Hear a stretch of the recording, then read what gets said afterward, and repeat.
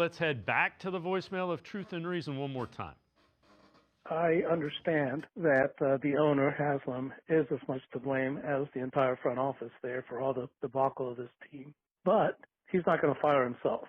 The only thing he can do is take a look at the models to understand how bringing in the right people can turn a team around immediately. And I still believe Stefanski is really not a good head coach. I just don't see somebody with courage enough to confront players. I don't see someone that's going to hold people accountable. And I don't see somebody who's changing the tone and setting a tone for that team. I see a weaker person who mismanaged Baker Mayfield, didn't disagree with the idea of bringing in Deshaun Watson, even though he looked very unhappy about that whole thing, and someone who's just looking like he doesn't really know how to get out of this hole they're in. But we don't need someone like that. We need people who are strong personalities who can change the culture immediately, set a tone, and people fall in line. As always, appreciate all the voicemails. G. Bush, I agree with that sentiment, but that's not how this was set up with Paul DePodesta and Andrew Berry and Kevin Stefanski and Jimmy. They set up this group thing so that it wasn't any one person. If DePodesta leaves, the question becomes, will Jimmy Haslam go find the next Jim Harbaugh or Sean Payton or somebody that he turns this thing over to? And if you want to look to trees, go look to the Tony Dungy tree, because you trace everything back to Peyton Manning. Peyton Manning is somebody who Jimmy Haslam thinks highly of and has a football mind. It has the Tennessee roots. Again, if you want to read tea leaves, there's some tea leaves to read. It's not all Kevin Stefanski's fault. That's not how this was set up. And that is the bigger problem. It's not that it's Kevin Stefanski or that it's Andrew Berry. It's that they set up this groupthink and it was bad. Yeah, you can't, like we heard so much. It's the alignment. The alignment. For the first time, they're aligned. The problem with alignment is this. If you're aligned in the wrong direction, you're done.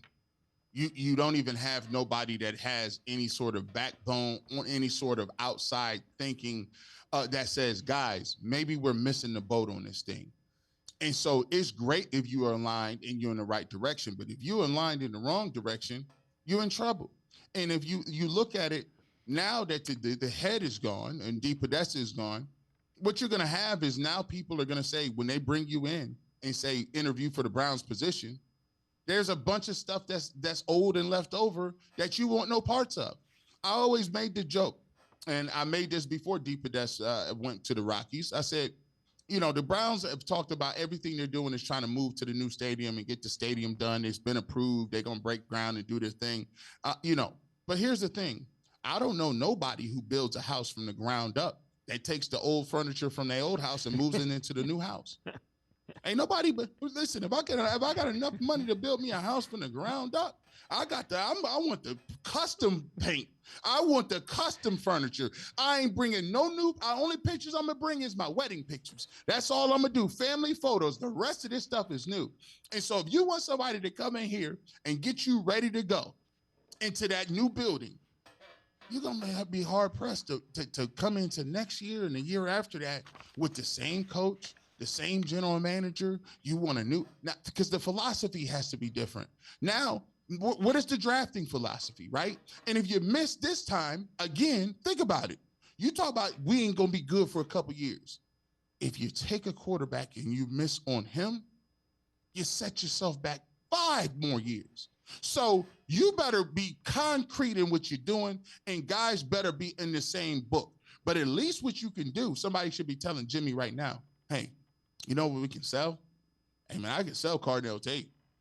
Hey, listen, I mean, look, hey, look, you keep Shedeur Sanders if he plays well. You keep Dylan Gabriel. You need Nisha, you got a backup and draft a lineman. And then guess what?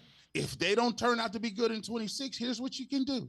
You can do what you wanted to do to start. You go draft Arch Manning in the next year in the 27 draft. And guess what? You'll have Arch Manning and a couple of receivers or whatever the case you're going to do.